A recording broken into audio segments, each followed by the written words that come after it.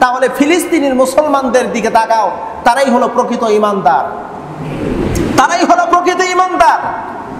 ফিলিস্তিনি কেমন প্রকৃত ঈমানদার? এই ঈমানদাররা যখন নির্যাতিত হবে টানা 12 বছর, ইহুদিদের দ্বারা নির্যাতিত হবে, মার খাইবে 12 বছর, এরপরেই দাজ্জাল আসবে, এরপরেই ইমাম মাহদীর আত্মপ্রকাশ হবে।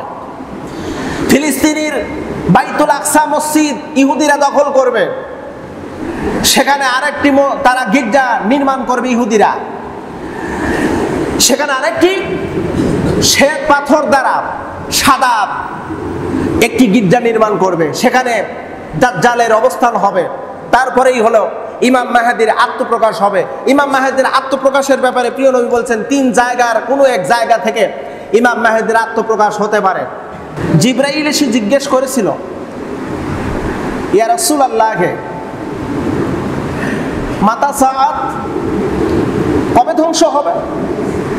পৃথিবী ধ্বংস হবে কবে? কিয়ামত হবে কবে? রাসূল বললেন, যিনি প্রশ্ন করেছেন প্রশ্নকারী আমার চাইতে বেশি অবগত আছেন, তিনি বেশি জানেন। অতঃপর জিবরাইল বললেন, তাহলে আপনি আমাকে বলুন কিয়ামত হওয়ার আলামতগুলো কি কি? পৃথিবী ধ্বংস হওয়ার যে আলামতগুলো, যেই চিহ্নগুলো প্রকাশ পাবে, এই চিহ্নগুলো প্রকাশ পাওয়ার পরই পৃথিবী ধ্বংস হয়ে যাবে, সেই আলামতগুলো কি কি আমাকে একটু অবহিত করুন। প্রিয় নবী বললেন, পৃথিবী ধ্বংসের আলামতগুলো হলো বকরির রাখাল, ছাগলের রাখাল অট্টালিকা নির্মাণ করার প্রতিযোগিতায় লিপ্ত হবে, এটি হলো কিয়ামতের আলামত।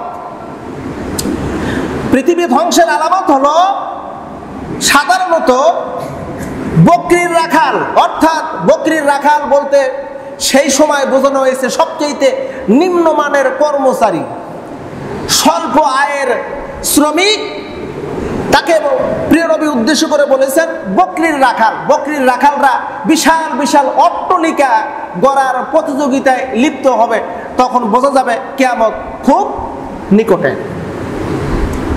দাসী তার মনিবকে প্রসব করবে, মানে জন্ম দেবে। দাসী জন্ম দেবে যেই সন্তান, ওই সন্তানটা হবে মনিব, মায়ের উপরে কর্তৃত্ব করবে, মায়ের উপরে শাসন করবে, অর্থাৎ দাসী মনিব জন্ম দেবে। এই হাদিসের এই কথার ব্যাখ্যায় আরেকটি আসে, তা হলো যে সবচেয়ে নিম্ন শ্রেণীর মানুষগুলো শাসন করবে, সবচেয়ে নিম্নমানের মানুষ শাসনের দায়িত্ব পাবে। সমাজের মানুষগুলো জ্ঞানী ব্যক্তি আলেমদের থেকে বিমুখ হয়ে নিরেট মূর্খ অজ্ঞ জাহেল ব্যক্তির কাছে মাসালা তালাশ করবে, সৎ ব্যক্তিদেরকে শাসনের দায়িত্ব না দিয়ে বরং অসৎ ব্যক্তিদেরকে শাসনের দায়িত্ব দেবে। এটি হলো কিয়ামতের আলামত। দেখেন তো প্রিয় নবীজির কথা আজ থেকে 1400 বছর আগের কথা বর্তমানের সাথে মিল আছে না নাই? একটু জবান বলে বলুন, মিল আছে না নাই? আমরা মূর্খ অজ্ঞ মানুষদের কাছে মাসালা জিজ্ঞেস করি, আলেমরা যেটা বলে সেটা আমরা শুনি না। আলেম যা বলে, যেদিকে বলে সেদিকে না গিয়ে আমরা অন্য পথে হাঁটি। সমাজের নেতৃত্ব দেবে মূর্খ অজ্ঞ মানুষগুলো, এটি হলো কিয়ামতের আলামত। প্রিয় বন্ধুরা, এরপরে আরো অসংখ্য কথা উল্লেখ্য। এর মধ্যে ইমাম মাহদীর আগমন হবে। ইমাম মাহদীর আগমন হবে কখন? ইমাম মাহদীর আগমন হবে কখন? কখন আগমন হবে? দাজ্জালের আবির্ভাব যখন হবে, ইমাম মাহদীর আগমন হবে তখন। দাজ্জাল যখন আসবে তখন পৃথিবীতে ইমাম মাহদীর আগমন হবে। ইমাম মাহদীর আগমনের সময়, তার কিছু সময় পর, কিছুদিন পর ঈসা মাসিহু, ঈসা রূহুল্লাহ, তিনিও পৃথিবীতে আবার আসবেন। ইমাম মাহদীর সাথে একসাথে যুদ্ধ করবে দাজ্জালের বিরুদ্ধে। যুদ্ধ শেষ, গোটা পৃথিবীতে মুসলমানদের বিজয় চলে আসবে। এই যুদ্ধে 1999 জন শহীদ হবে মুসলমানদের, আর একজন জীবিত থাকবে, একজন গাজী হয়ে ফিরবে। 1999 জন শহীদ হয়ে যাবে, একজন শুধু বাঁচবে। গোটা পৃথিবীতে শুধু জয় থাকবে একটাই, সেটা হলো ইসলামের। গোটা পৃথিবী হয়ে যাবে শুধু মুসলমানদের। দাজ্জাল আসবে কখন? দাজ্জাল আসবে কখন এটি নিয়েও প্রশ্ন। কিতাবুল ফিতান একটা নির্ভরযোগ্য একটি হাদিসের কিতাব। কিতাবুল ফিতানের মধ্যে পরিষ্কারভাবে উল্লেখিত দাজ্জালের আবির্ভাব হবে কখন। দাজ্জালের আবির্ভাব হবে তখন যখন মুসলমানরা সবচেয়ে নির্যাতিত হবে। পৃথিবীতে যতগুলো রাষ্ট্র আছে, যত ইসলামিক রাষ্ট্র আছে, যত মুসলমান আছে, সবচেয়ে প্রকৃত ইমানদার প্রিয় নবী সাল্লাল্লাহু আলাইহি ওয়াসাল্লাম বলছেন, তোমরা যদি ইমানদার তালাশ করতে চাও তাহলে ফিলিস্তিনের মুসলমানদের দিকে তাকাও, তারাই হলো প্রকৃত ইমানদার। তারাই হলো প্রকৃত ইমানদার। ফিলিস্তিনি কেমন প্রকৃত ইমানদার? এই ইমানদাররা যখন নির্যাতিত হবে টানা 12 বছর, ইহুদিদের দ্বারা নির্যাতিত হবে, মার খাইবে 12 বছর, এরপরেই দাজ্জাল আসবে, এরপরেই ইমাম মাহদীর আত্মপ্রকাশ হবে। ফিলিস্তিনের বাইতুল আকসা মসজিদ ইহুদিরা দখল করবে, সেখানে আরেকটি তারা গির্জা নির্মাণ করবে ইহুদিরা। সেখানে আরেকটি শ্বেত পাথর দ্বারা সাদা একটি গির্জা নির্মাণ করবে, সেখানে দাজ্জালের অবস্থান হবে। তারপরেই হলো ইমাম মাহদীর আত্মপ্রকাশ হবে। ইমাম মাহদীর আত্মপ্রকাশের ব্যাপারে প্রিয় নবী বলছেন 3 জায়গার কোনো এক জায়গা থেকে ইমাম মাহদীর আত্মপ্রকাশ হতে পারে। একটি জায়গা হলো খোরাসান, কালো পতাকাধারী, কালো পাগড়িধারী, তারা হলো আমরা জানি আফগানের মুসলমানের পতাকা হলো কালো, তাদের মাথায় পাগড়ি ব্যবহার করে সেটাও কালো। রসুল বলেছেন কালো পাগড়িধারী, কালো পতাকাধারী খোরাসানের থেকে ইমাম মেহেদীর আত্মপ্রকাশ হতে পারে। অথবা দ্বিতীয়ত রসুল বলেছেন হেরেম শরীফের হজরত অবস্থায় ইমাম মেহেদীকে খুঁজে পাওয়া সম্ভবপর হতেও পারে। তৃতীয়ত রসুল বলেছেন ফিলিস্তিন থেকেও আত্মপ্রকাশ হতে পারে। ফিলিস্তিন থেকেও ইমাম মাহদীর আত্মপ্রকাশ হতে পারে। ইমাম মাহদীর সম্পর্কে প্রিয় নবী সাল্লাল্লাহু আলাইহি সাল্লাম কিছু কথা উল্লেখ করেছেন। আমার পরে যদি, আমার ইন্তেকালের পরে তোমরা যদি আমাকে দেখতে চাও তাহলে ইমাম মেহেদীকে দেখে নিও। আমার হুবাহুব আকৃতি, আমার হুবাহুব চেহারা আল্লাহ পাক ইমাম মেহেদীর মধ্যে দিয়ে দিবেন। জোরে বলেন একটু সুবহানাল্লাহ। শুধু পার্থক্য থাকবে একটাই, আমার পিঠে নবুয়তির সিলমোহর আছে, কিন্তু ইমাম মেহেদীর পিঠে নবুয়তির সিলমোহর থাকবে না।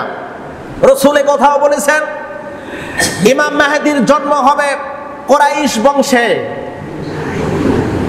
ফাতেমাতুজ জাহরা রাদিয়াল্লাহু তাআলা আনহা, অর্থাৎ রাসূল বলেন হাসান হুসাইনের বংশে জন্ম হবে। তার বংশ পরিচয় প্রিয় নবী বলে গেছেন, ইমাম মেহেদীর বংশ পরিচয় বলে গেছেন। আমার পিতার নাম আর ইমাম মেহেদীর পিতার নাম, আমার মায়ের নাম, ইমাম মেহেদীর মায়ের নাম, আমার নাম আর ইমাম মেহেদীর নাম হুবহুব সব ঠিকঠাক হয়ে যাবে। জোরে বলা যাবে একটু সুবহানাল্লাহ। আমরা গত 2 বছরের একটি সংবাদ রিপোর্টে আমরা যা দেখেছিলাম, সৌদি আরবের মদিনার ভিতর থেকে এমন একটি পরিবারের সন্ধান পাওয়া গেল, এমন একটি লোকের সন্ধান পাওয়া গেল যার নামের সাথে, পরিবারের নামের সাথে হুবহুব প্রিয় নবী সাল্লাল্লাহু আলাইহি সাল্লাম যে পরিচয় দিয়ে গেছেন সেই পরিচয়ের সাথে মিল হয়ে গেছে। সৌদি সরকার তাকে গ্রেপ্তার করে জেল হাজতে পাঠায়। কিন্তু প্রিয় নবী বলেছেন ইমাম মাহদীকে কেউ হত্যা করতে পারবে না, মারতে পারবে না। জেলখানার মধ্যে রাখা হয়েছিল, যেটা সংবাদ রিপোর্টে যেটা আমরা জেনেছি। জেলখানার মধ্যে সে মুমূর্ষ অবস্থায়, খাবার দাবার দেওয়া হয় না, টর্চারিং করা হয়, নির্যাতন করা হয়। জেলখানার ভিতর যদি কোনো ব্যক্তি মারা যায় কৈফিয়ত দিতে হয়, যার কারণে অসুস্থ। মেডিকেল সায়েন্স এই ছেলেটাকে, অর্থাৎ যাকে ওরা টার্গেট করেছিল হয়তোবা এই ইমাম মেহেদী হতে পারে, একে সন্দেহভাজন করে নির্যাতন করে জেলখানার ভিতর দীর্ঘদিন রাখার পরে যখন সে মৃত্যুর একদম সন্নিকটে মেডিকেল বোর্ড গঠন করা হলো এবং তার উপরে গবেষণা করা হলো কতক্ষণ বাঁচতে পারে। ডাক্তার বলছে বাঁচবে না, মারা যাবে। বলে তাড়াতাড়ি একে ডাস্টবিনে ফেলে দেওয়ার ব্যবস্থা করো, ময়লা আবর্জনার মধ্যে। ময়লা আবর্জনার মধ্যে ফেলে দেওয়া হলো ঠিকই, পরবর্তীতে তার বডি পাওয়া যায়নি। সৌদি আরবের গোয়েন্দার যেই রিপোর্টে আসছে, এখন পর্যন্ত তাকে তালাশ করা হচ্ছে। বডি ফেলে দেওয়া হয়েছিল ময়লা আবর্জনার মধ্যে, কিন্তু তাকে খুঁজে পাওয়া হয়নি। সম্ভবত আরবের ওলামায়ে কেরামরা একমত পোষণ করে যে হয়তোবা ইনি ইমাম মাহদী হতে পারে, তাকে আর খুঁজে পাওয়া যাচ্ছে না। তবে আমাদেরও দৃঢ় বিশ্বাস, বর্তমান ফিলিস্তিনির গাজার মুসলমানদের যে পরিণতি, এটা দেখে আমাদের একদম হাদিসের ওই কথার সাথে ভাষ্যমতে মিলে হয়ে যাচ্ছে। খুব সন্নিকটে দাজ্জালের আবির্ভাব হবে আর ইমাম মাহদীর আত্মপ্রকাশ হবে। আপনারা লক্ষ্য করে দেখেছেন, গাজার মুসলমানদের বাড়িঘর নিশ্চিহ্ন করে দেওয়া হচ্ছে। রাফা নামক একটি শহর, যেখানে 1,17,000 মানুষের বসতি, সেই পুরো শহরটাকে নিশ্চিহ্ন করে দেওয়া হলো মিসাইল দ্বারা, মিসাইলের আক্রমণ দ্বারা একদম শেষ।